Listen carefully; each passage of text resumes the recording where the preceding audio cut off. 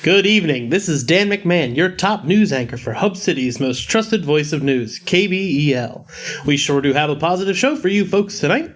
We have word from the City Art Fair, puppies, and more.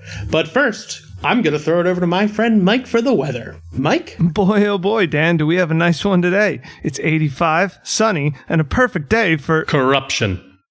Oh, it's our very own investigative journalist, Vic Sage. Yes, it is, Dan. Tonight I have the startling news about corruption pouring from the mayor's office down at City Hall. What do you mean, Vic? Our new mayor is wonderful. He's been cleaning up crime, and the arrest rates are down like 30%. That's because he's been paying off the crooked cops to turn a blind eye and not arrest anyone. But, what would the mayor gain from that? The only thing he would ever need. Criminals to make and peddle his drugs. What kind of drugs? The worst kind of drugs. The kind that targets children. My God, what a monster! What are these drugs? The most evil and criminal one of all. Sit-and spins. Getting children hooked on adrenaline. Oh, Jesus Christ, cut to commercial.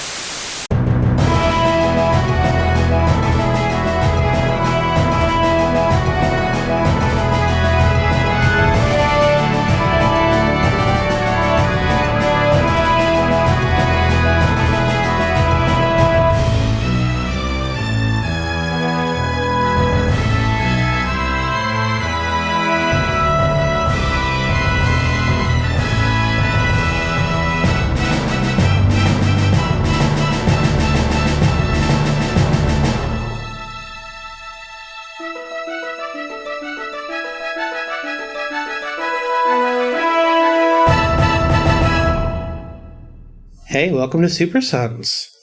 It's just Jake and I this week. Jake, how are you? I'm a bit tired from school. How are you? I'm good. Are you guys going to look for the puppy tomorrow, or? Yes. Good. Our family is getting a new dog, so it's a pretty exciting time for the McMahon family. Correct. So, this week on Super Sons, we are talking about The Question. But first, let's give a couple updates about the DCU. Oh, shit. Number one, Shazam. Still, it is it a week or two? It's a week after I've seen it. Easily my favorite DC movie to ever come out. It has so much heart. The acting is fantastic. All of the kids are wonderful. The bad guy was bad. But it was in Philadelphia. You mean the good kind of bad? Yeah, he was an actual bad guy. You're oh shit, this dude doesn't play games. You know how you have a bunch of you're oh, I feel bad for this bad guy. You kind of feel bad for him for a minute, and you're nope, yeet, he out, bad guy. Yeet. And yeah, nuance, yeet. The score was incredible. It was, it was magic, just like Shazam. The DC Universe app is adding all of its digital library. So everything that DC has digital, they're tossing on there. Yeah, and there's so much. This week, as we're recording, it was Golden Age, Silver Age, and Bronze Age, I think. Yeah. And they're just kind of stress testing it as they go. I think there is some. They've even changed the interface too. Oh, I'll have to check that out. Yeah, they made it so you can search through by character and creators. Oh, finally. Yeah. It just keeps getting better. The shows are all, was it 3 for 3? Doom Patrol, Teen Titans, and Young Justice Season 3 have all been fan-fucking-tastic. Doom Patrol is... I wish I had the time. It's just... And to quote them, it's so fucking good. They say fuck so much. Oh, and I can say fuck this week because we're not doing a Safe for Work episode. God. How did we handle that? I only said 3 bad words. So it's still clean, technically. But Brendan fucking Fraser is... man. I can't wait to do a Doom Patrol episode. Okay. Ian Glenn was cast as Batman for Titans, which is pretty exciting because he's awesome in Game of Thrones. Oh, he's one of my favorite characters. Euron's mine. Yeah, I know. You any chance you have to mention that? I know, I love. I mean, Euron he's not. Greyjoy. His character isn't my favorite. He's just one of them. He's just fucking brutal. And then Justice League versus the Fatal Five will be out on the DC app by the time this episode is out. So if you have the app, 100% check that out. I'm excited to watch it. I've heard a lot of good things about Jessica, my favorite Green Lantern. And you know what? Screw it. Oh yeah, we also got more information about a new Green Lantern and more Young Animal on the way. Oh man, Young Animal is an imprint that is run by Gerard Way, the former singer of My Chemical Romance and writer of really good comics, creator of the Umbrella Academy. I don't know if he's co-creator on that, but I know he wrote it, right? I'm pretty sure he's creator. I know he wrote it. Definitely wrote it. He wrote the last run of Doom Patrol, and he's, really good at comics. And I know you don't agree, but I love My Chemical Romance, and I always will. I mean, I've never had a problem with My Chemical Romance. What was... By the time when I was listening to My Chemical Romance, you were angry about My Chemical Romance. Yeah. What the heck is the name? Oh, Far Sector. The person who's writing it is like a pretty big name. I think she's a Pulitzer winner or something like that. Yes, I looked her up. She has a lot of accolades. Yeah, she's a big deal. Accolades. And the ring on that cover is beautiful. I'm going to have to pull that up right now. Yeah. But no, that means we've gotten 3 new Green Lanterns within a year. Yeah, that's a lot. But I don't know if Teen Lantern has a name yet. It's Teen Lantern, Dan. I should catch up on Young Justice. Okay, but let's get to the question at hand. The question. Yeah, so let's just talk about how long I've been pushing this on you. Yeah, I didn't have much knowledge about the question other than from the DC animated stuff. I guess he was a pretty big player in Brave and the Bold and in Justice League Unlimited. So that's where I know him from. And I've been yelling at you for a year to read the O'Neill Cowan run of the question that started in 1987, which I finally got you to read for this. Yeah, it was real good too. Yeah, it does things that people have only been tried to emulate. Yeah, it's I can't wait to read the rest of it. But we're talking about 2 different stories today. One is a comic book, and one is an episode of Justice League Unlimited, which, man, I'll hold that until we get there. But our first story is the question Zen and Violence. It's written by Dennis O'Neill. Dan, tell me who the penciler is? Dennis Cowan. That's right. Inks by Rick Magar, and the colorist is Tajana Wood. Okay, that's how you pronounce that. Is Gaspar? Is that it? No first name? Yeah, no. It's in issues 1, 3, and 4, and the rest of what the trade is, because the trade is issues 1 through 6, but the real story doesn't really take place in 5 and 6. It's kind of those are just in the collection. It kind of just has follow-ups for things that happened. But so we're only going to be addressing 1 through 4. But Gaspar has a very stylized name. And then there's Albert de Guzman, who did letters for issue 2. Yeah. Just big shout out letters. Okay, so Jake, do you want to take it away with issue 1? Yeah. So Vic Sage comes back to the city which he grew up in, which is Hub City, mainly known for most of things created by Steve Ditko for Charlton Comics.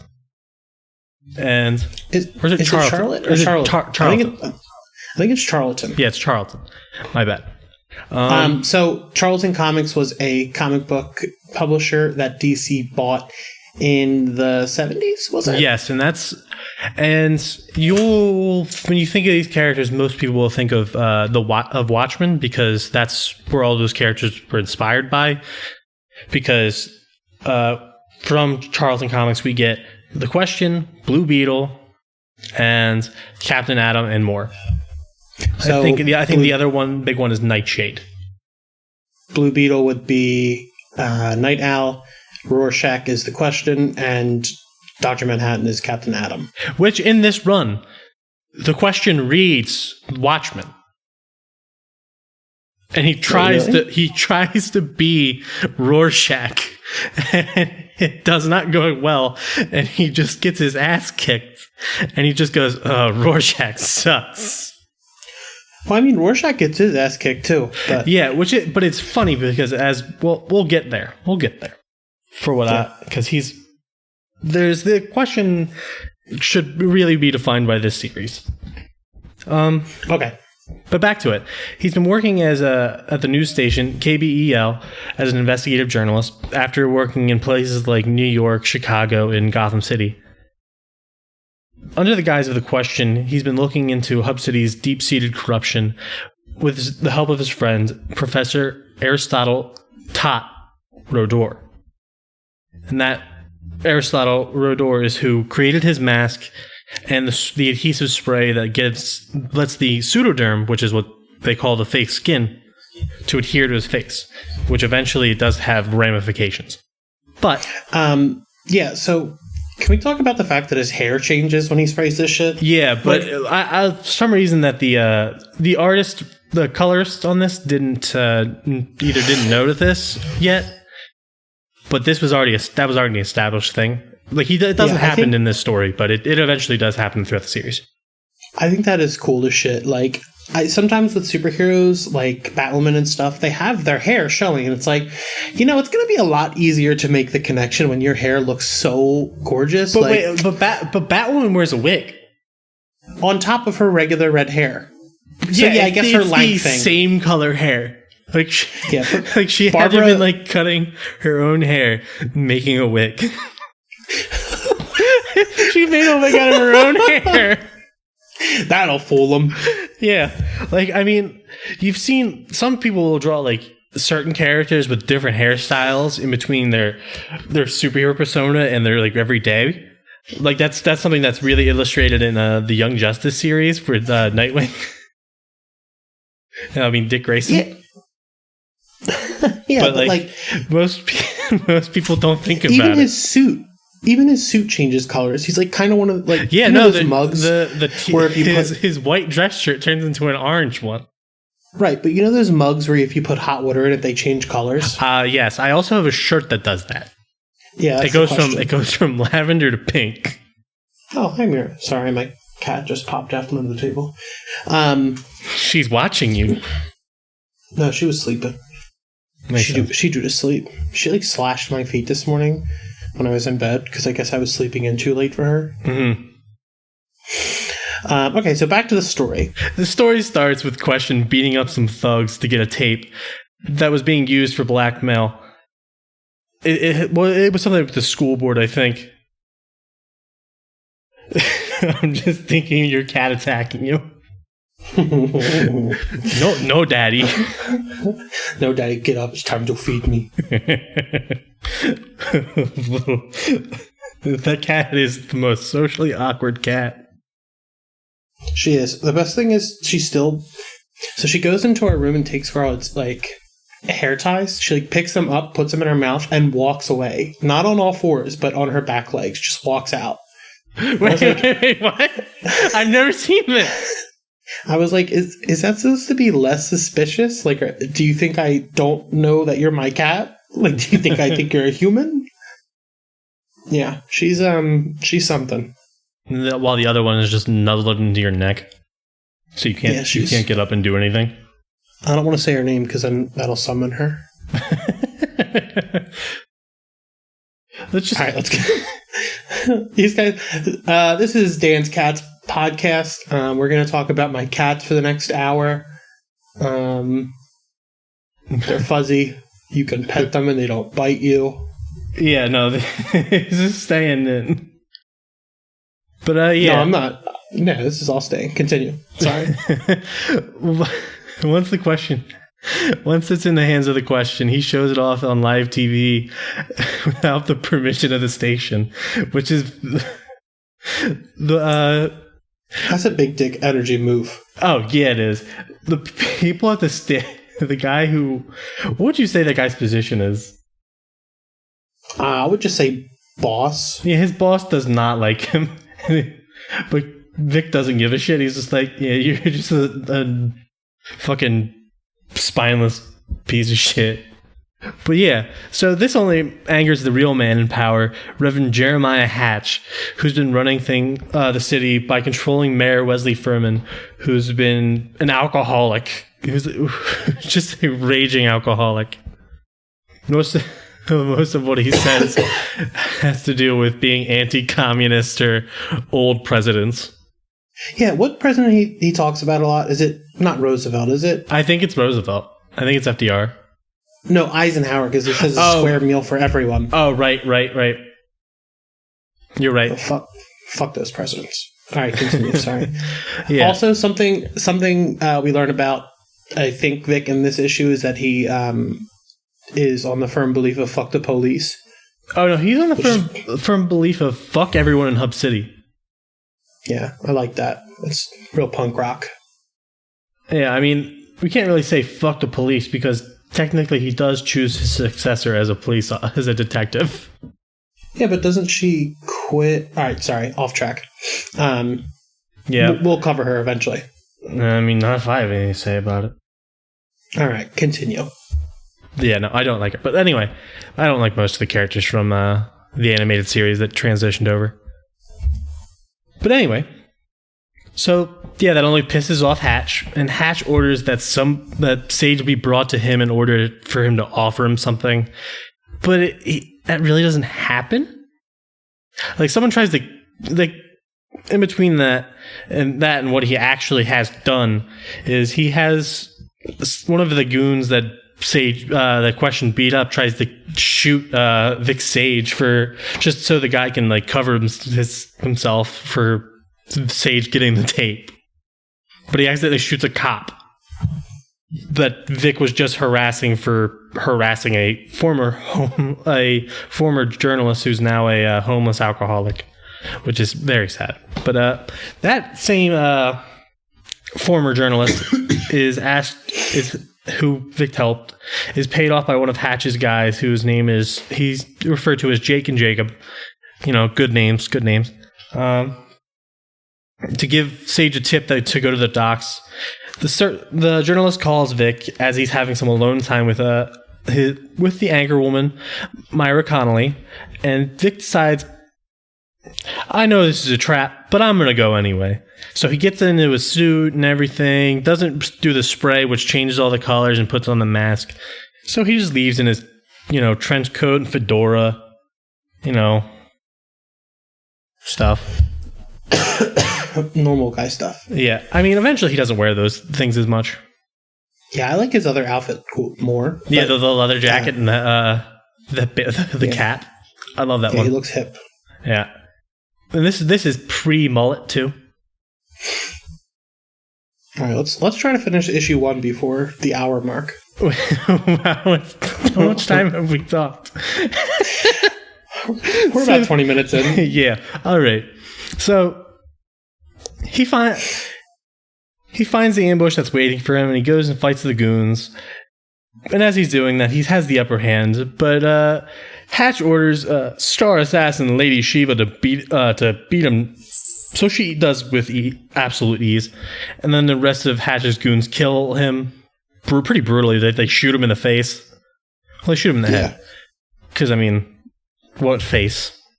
And then they dump him in the water. And then his mask comes off.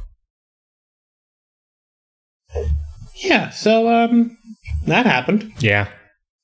Our next issue opens with Vic waking up.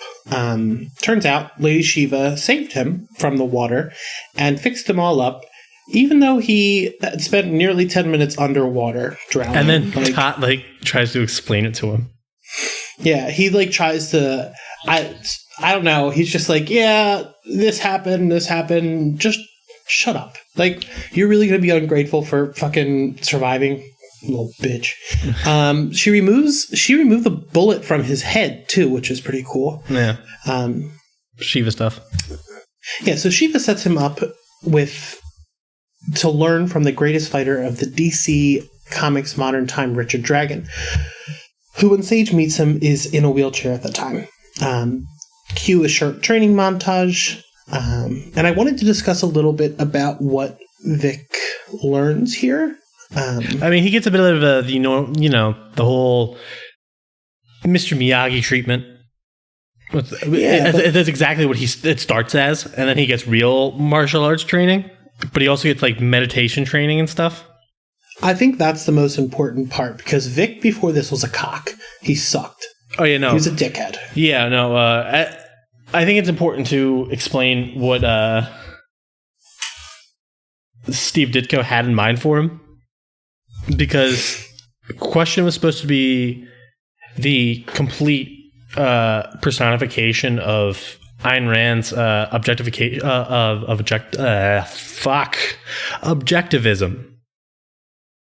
Ooh. Yeah. Ooh. I did not know that. Yeah. Ooh. I don't like that at all. Yeah, and as some of you know, that Steve Ditko could write some political things. I mean, he did create Hawk and Dove. Yeah, Ayn Rand is bad. I do not want to get into that. That is bad. I'm so glad that O'Neill did not go that route. Yeah, no, everybody has a different take on the question. Yeah, but his creator had a bad one, so I'm glad we took that out of his old man hands. I mean, Miller made him a super right-wing conspiracy theorist. Okay, well, Miller made who also sucks? He was Alex Jones in the Darknet, right? In the Darknet universe. Miller is also bad. Like, he is a bad man. Like, as I said, this series is how you should define the question. God damn it! Especially after we both tried reading the Veach one for this episode. Yeah, that series is weird. Okay, so, but I wanted to talk about how he like trusts meditation, and it's called the flow, right? Like, he just trusts the flow. And when he tried to explain it to Tot later on, he calls it going in, and then as he's meditating, he has his legs behind his head. Yeah, he does it all in his tighty whities. Yeah, that's a weird scene. But like, he trusts like this flow, even in like the field. Like, he's like, I'm just gonna trust it's gonna happen, and then it basically makes an opening for him. Because after he comes back, I mean, he was dead. Like, Vic doesn't really remember who he was at this point. That's for the best. Like, he had to have it explained to him, like, which made it even more confusing for Vic, because Vic Sage isn't his real name. That's just his, his like reporter name. His real name is Victor Cezaz. Charles Victor Cezaz, and Tot insists on calling him Charlie. Yeah, can we talk about that for a minute? Is he related to Cezaz at all, or no? Oh, just the same name. Yeah. Okay. It's a very specific name too. It's not like his name was like John Paul. Like, it was. Well, I mean, they could be related in some way, but Vic was an orphan. All right, let's continue. But yeah, I think the most important thing to me about the story, the reason I liked him so much, is because of the flow and the meditation thing. Instead of just like running out and beating the shit out of people all the time. It's also like really interesting because like throughout the series, there's there was a relationship with that theme, and as you see, like, do you mind if I spoil it a little bit for you? Yeah, go ahead. So as the series goes on, he does it less and less, and you see him getting his ass kicked more and more. Yeah, because I think he's finding, like, the whole point of it to me, like, when I was reading, I was like, oh, I really like this. It's like the finding of yourself and your center. And you don't see a lot of superheroes reflect. Like, Batman just keeps going out every night and punching the mentally ill. Yeah, and Batman stop. is in this. Batman pops up from time to time in this. Like, during this scene, when he's laying in bed, he does have a vision of Batman, like, telling him why you're doing this. Your life means something, and then the lights turn back on, and he's just like, he just asks Tot, "Wait, Tot, did you see that?" But this was also in a time when Batman was kind of still like an urban legend. Yeah, but it also shows a time where he met Batman. There's a lot that goes on, and like the first 2 issues, there's just it's dense because there's so much going on. It does eventually. All right. Issue. So, I just wanted to touch on the fact that it's a hero that is like trying to find his self and center, and this is gonna be a long episode. Yeah, not being a little bitch. So after our montage, Sage is done, but he has to spar with Shiva before he can move on. Shiva and Dragon have fundamental differences in what they think motivates Vic Sage. Is it the fighting or the curiosity? Which I think is a big theme as well. Sage himself doesn't know yet, but he holds his own against the 3rd greatest fighter, only after Dragon and Bronze Tiger. This is Jake notes, I'm excluding the Karate Kid because Future doesn't count. Back to the summary. Sage returns to confront the mayor and Reverend Hatch. Hatch is a Vietnam veteran. He's haunted by the things he saw in Vietnam, and he thinks there's a ghost haunting him, who he thinks has manifested itself as the Question. Reverend Hatch is bonkers and a religious zealot, but he has the most twisted view of it. Right. I think I want to talk about that more in issue 4, which is why I put myself to cover it, because I think it is super fucking interesting. Oh, so, yeah. No. He's here you go. Yeah. Issue 3. As he's in the mayor's mansion, he finds out that his former lover, Myra, is now being forced into a marriage with the mayor because Hatch has decided to threaten Myra by holding her daughter's life over her. And her daughter, Jackie, has learning disabilities and needs constant care, which Myra couldn't give her. So she's in the orphan, where she put her in the orphanage, kind of, that which is the same one where Sage grew up, which is called St. Catherine's. Yeah, I think I like she's not an orphan, but she's there because she can get the help that she needs that Myra couldn't give her. And I bolded this next part because I wanted to discuss how Sage kind of reflects on that. And he's like, how did I not know any of this? Like, we were together for some time and I didn't know any of, like, I didn't. Yeah, he didn't ask her. He didn't question anything about her. And he kind of was about himself. You know? Yeah, he tries to ask himself, did she do it because did she not tell him because she knew he was an orphan and would look down on her for doing that, or not like her for whatever reason? And then he questions, does this bother me? I want to get off on another tangent real quick. I think, I feel that the fact that Denny kills Vic at the beginning of the end of his first issue, and he comes back as this completely different person, is him reinventing the Question for himself. And I think that is big dick energy. I love that because I would not have read the Question. I love O'Neill's work. It's just so good. Yeah, he does some cool things of reflecting the thoughts on characters, like his recent story in the Detective Comics 1000. It was kind of Batman's kind of a dick. Yeah. But we'll cover that one day. Sorry, you can continue. But no. I was just thinking of something to say and I couldn't remember. But anyway, so Myra helps him escape after telling him Hatch's plans to blow up a school bus full of children and then to pin it on the mayor's political opponents. And to do so, he hires Benno Musto, who in turn sends his son Junior to blow up the bus.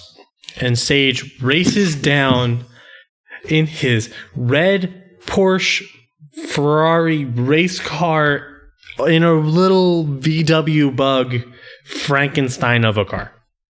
So the car is the body of a VW Bug with the engine of a Porsche.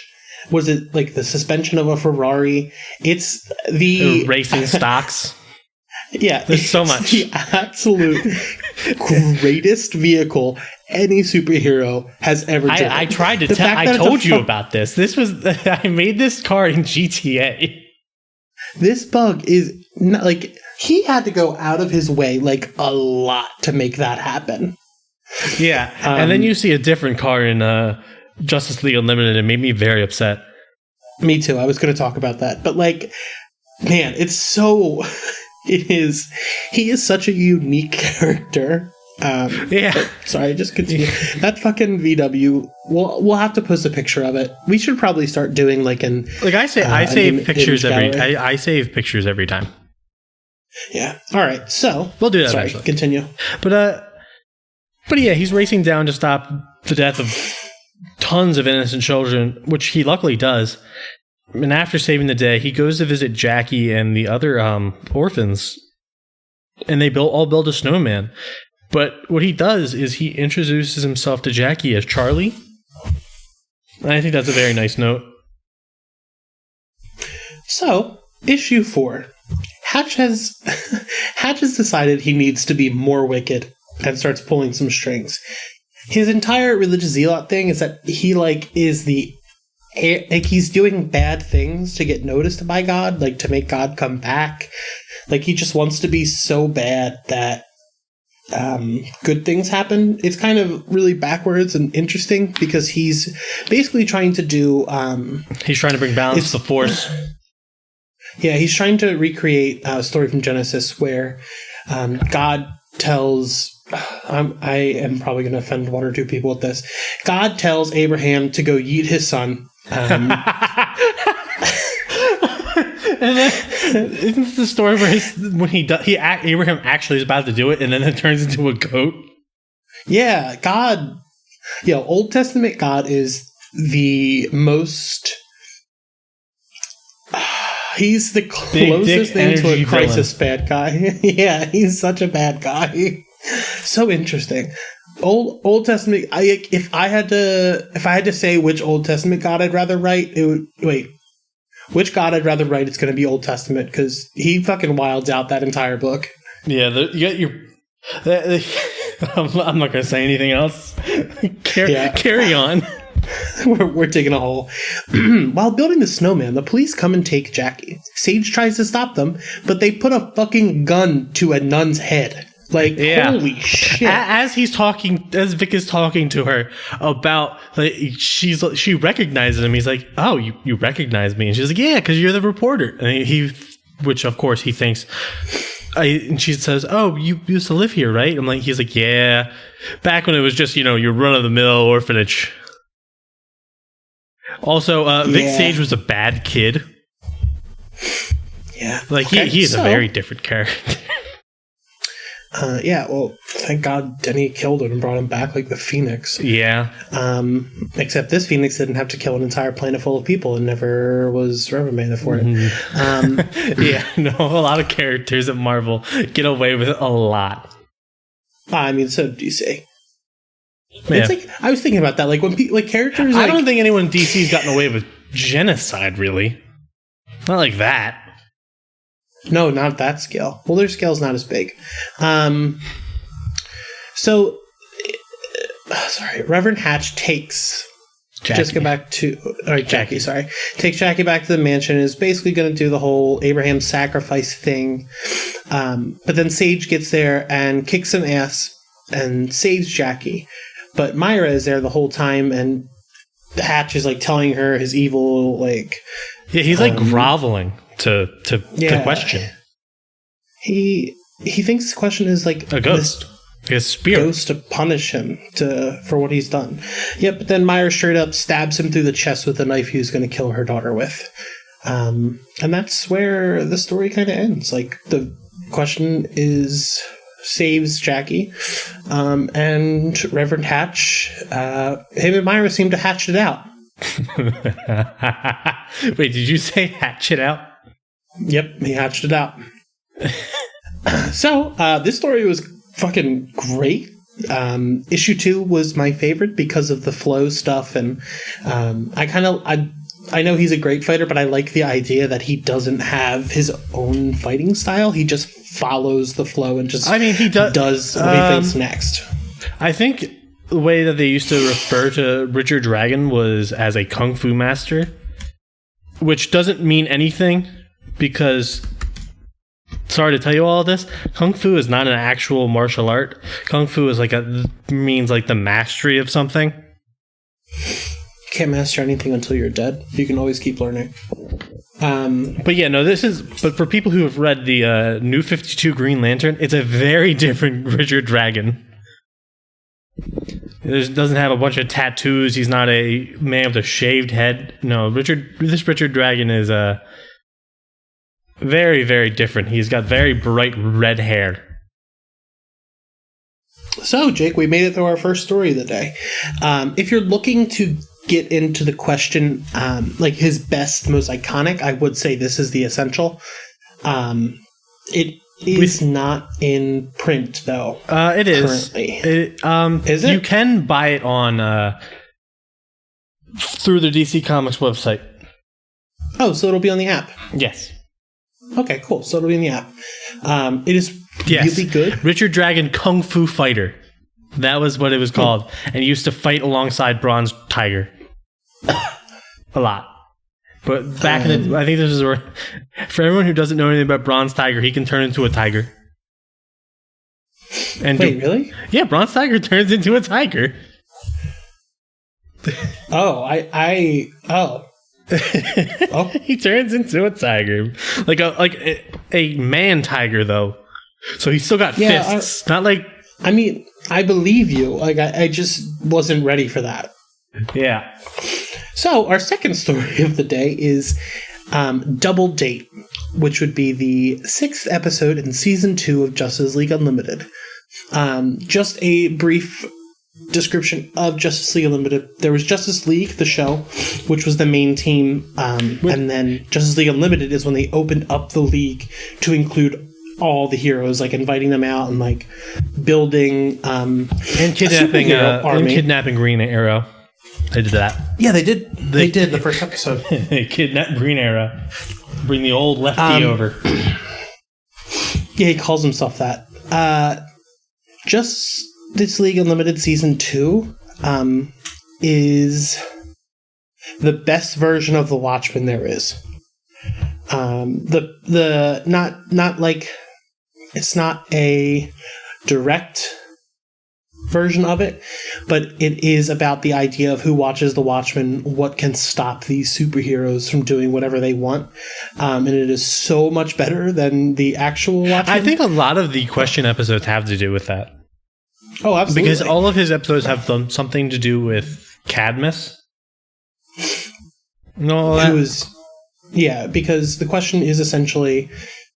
at some point towards the end of the season, which I watched both of those episodes thinking we could do them for this episode, but then it turns out it's a 4-part finale. He basically says to Superman, who's going to stop you? If you wanted to do this stuff, there's no one else that, are you really in this for the right reasons? And then later on in the episode, Green Arrow is I'm afraid of you. I'm afraid of all of you people with these abilities. We're humans. We can't stop you. Super interesting. I like how they carried on the idea of the Question and Green Arrow, because those two have had a couple crossovers in comics, mainly in the O'Neill run. Because they're both very political, aren't they? And they were both being written by O'Neill. Yeah. This was I wouldn't say O'Neill's version of the Question is very political as much as he hates you can call hating corruption. It's a very different kind of political. Yeah. Well, it's about the establishment more than it is the politics. Yeah. But this is also a very different version of the Question. Yeah, this Question is the most cartoon version of the Question that isn't Batman Brave and the Bold. All of his like little features are very exemplified, like his conspiracy theories and stuff like that, which is awesome because the person who wrote this is so good at those types of jokes. This is the first time we've gotten to talk about her on the show. Am I right? Yes. Eventually we are going to talk about her in Secret Six. Yeah, we're going to talk about her a lot because Gail Simone can write a fucking comic book. I love her. She is hilarious on Twitter. She is very, very sweet in real life. Oh, yeah, we did meet her. Yeah, I remember on accident because I saw that big line and I was like, oh, I really want to meet Gail Simone. I think she was talking. She was standing in front of. Was it Dynamite? Who does Betsonia? I don't know. I know she was sitting at a table. I know it was about. We were talking. She was at her Betsonia booth. Yeah, but we were like at the back of this line at New York Comic Con one year, and I was like, "Oh man, I want to meet Gail, but like this line is so long, I don't know if we can sit here and wait that long."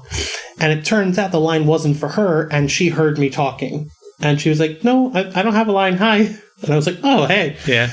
So we got to talk to her for a little while, and I thanked her for Ragdoll. I think that line was actually for Mark Hamill.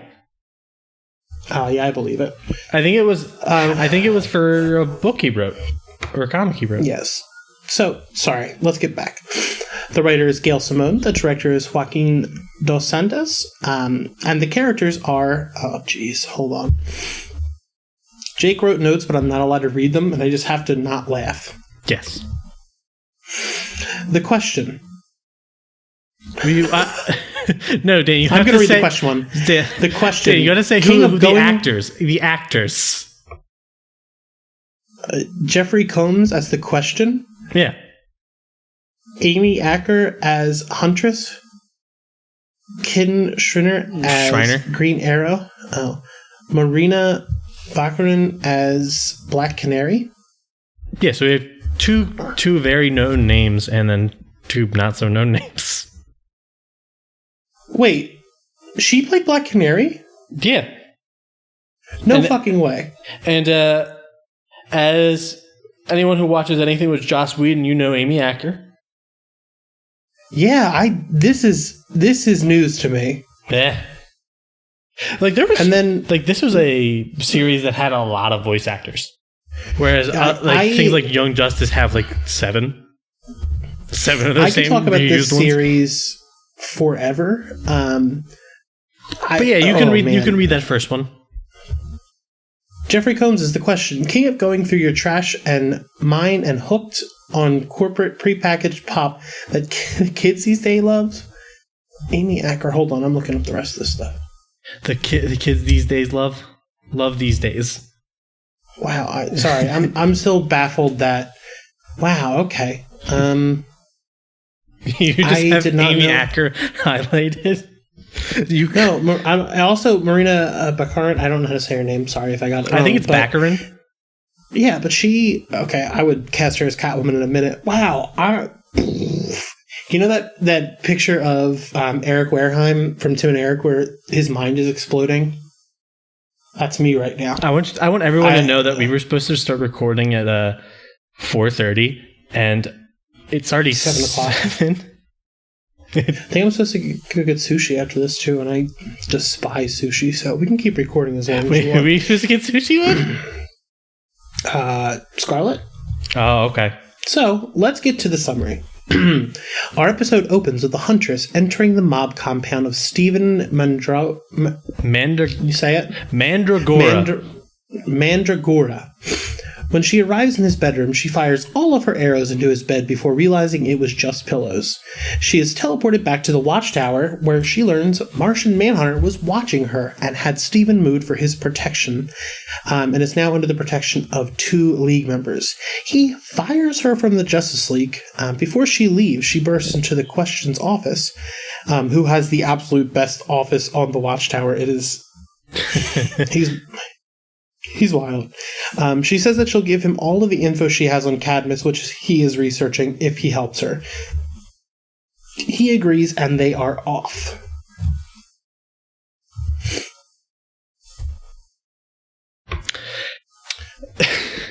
We cut to the safe house where Stephen Mandragora is being questioned by King Faraday and is taunting Green Arrow and Black Canary. And I didn't know it was Faraday. Yeah. He only addresses him as Faraday once, as Agent Faraday. But anyway, so he's like, Green Arrow just wants to rip it in a new one. But he is like, he's just like saying the most inappropriate shit to Black Canary. And Canary's like, just who cares? And then when Mandragora makes fun of Arrow, she gets real pissed and punches him. And then they're made to keep watch outside.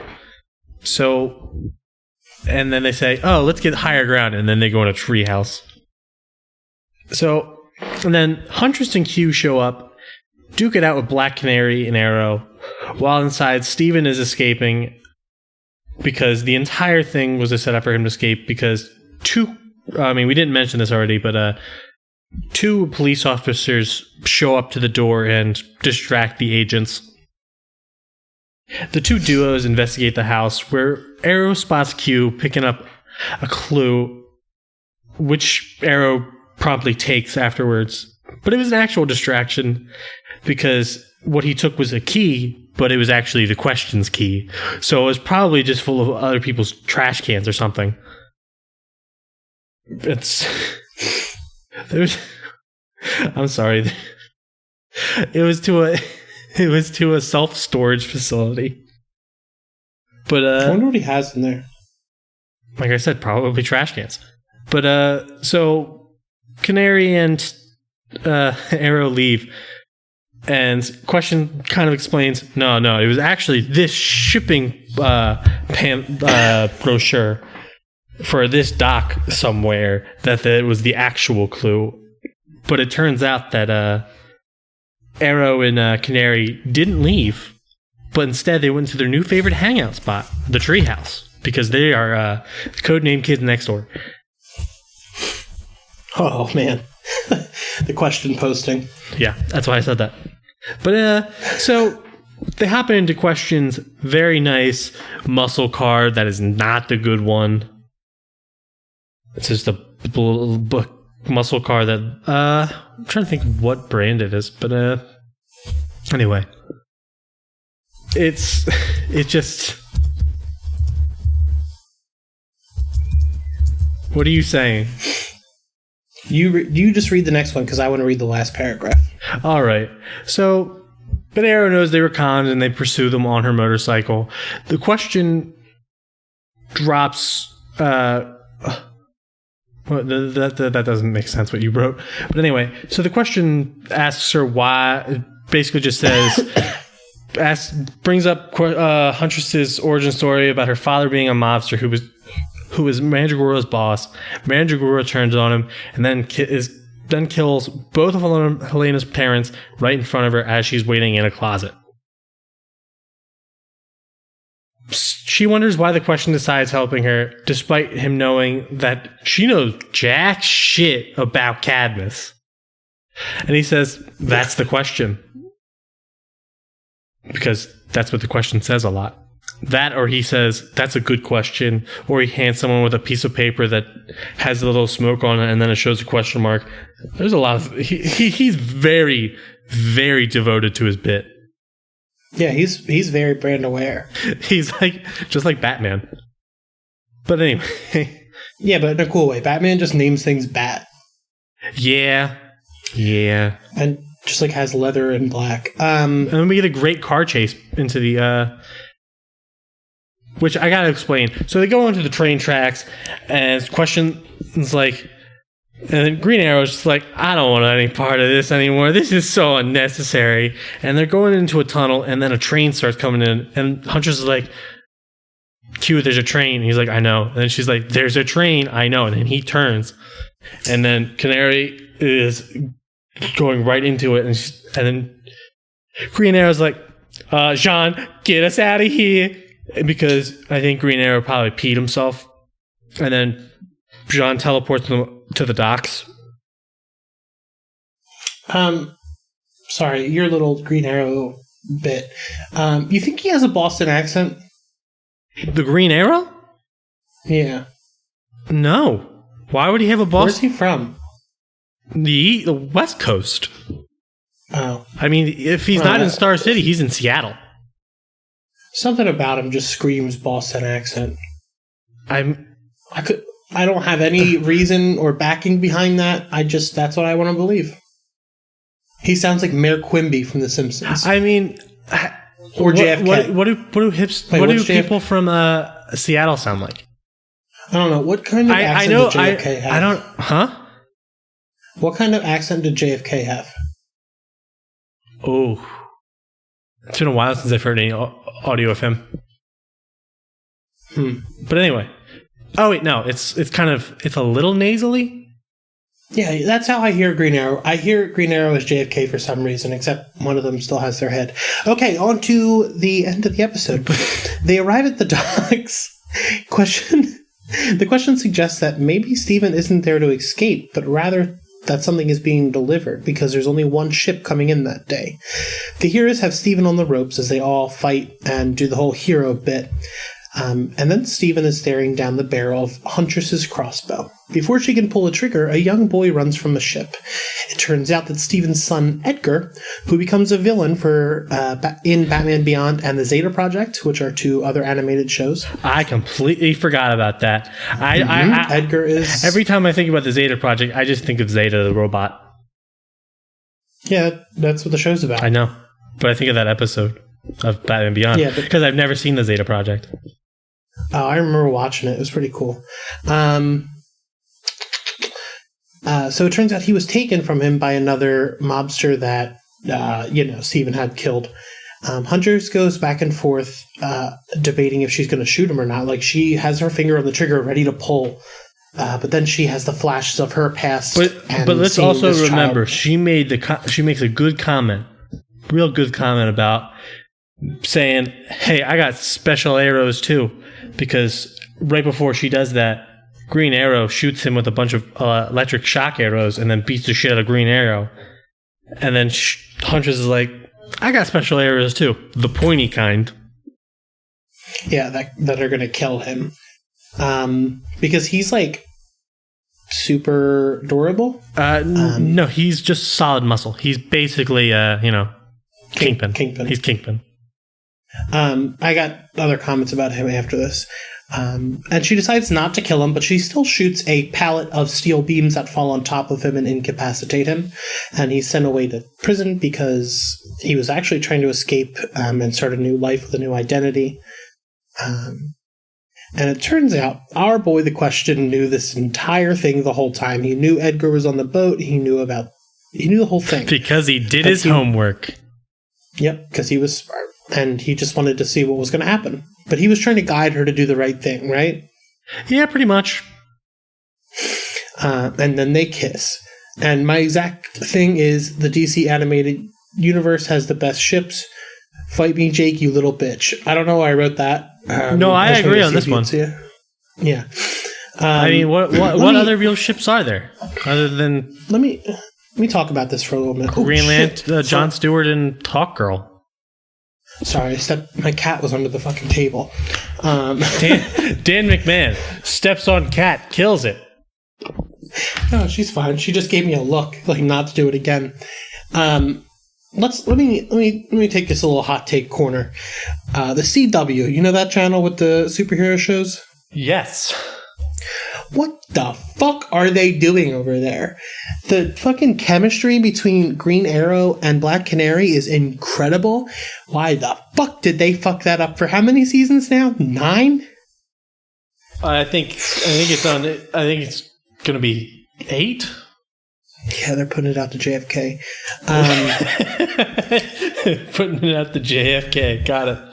Sorry, I really fucking hate JFK. Yeah, but the fact that the Huntress and Question in the show are great, and there's another episode that I watched a few minutes before this one, where they're like they have been dating at this point, and like she shows up to his apartment and he stinks because he's been sitting there for a few days. My favorite bit is when she asks him what he's wearing. Yeah, the orange socks. The Justice League Unlimited DC fucking kills it with animated television shows. The theme songs are all bitchin' good, like all of them. And if you skip them, please at me. Send me a tweeter. Actually, don't at him. No more adding you. No one. Why not? After the one guy. Oh yeah. Yeah. But tell me that you skip the theme song so I can block you out of my life, because I don't need that kind of negativity. If you're looking for a question that's a little bit more accessible, this is it. Watch Justice League Unlimited because it's better than Watchmen. The theme song's bitchin'. Some fucking guitar. Oh, sorry. That's all I got, though, Jake. Although, I was thinking about something the other day, and I know one of our listeners, Harry, is going to find this quite interesting. Wait, we have a listener? Dark Knight Returns. Yeah, it's Harry. Wait. Our only listener. Oh, okay. Hi, Harry. Yeah. So, in The Dark Knight Returns, how Batman fights, what is the gang's name? Ooh. That's been a while since I read that. All right, I think it's the mutants. You know what mutants, I'm talking right? about. Yeah, the mutants. So Batman's fighting the head mutant in this mud pit. Oh, yeah. I says to Harry the other day, Harry, what do you think it smelled like? So I want to leave you with that little tidbit. I want you to think about what a bunch of scary thugs and Batman fighting in a mud pit smells like. Other than that, I think that's it. You can find us at supersunspod.com. You can find me on Twitter at Dan the McMahon and at DC Supersons. Eventually, Jake will do something on Instagram this week for this episode at, is it DC Supersons? Or Super Sons Podcast? Yeah, Super Sons Podcast. I was very adamant about making us do that. Yeah. Like, comment, subscribe. Hit us up, ask us to requests. I think we have a Patreon coming. In a while. Thanks for listening. Bye.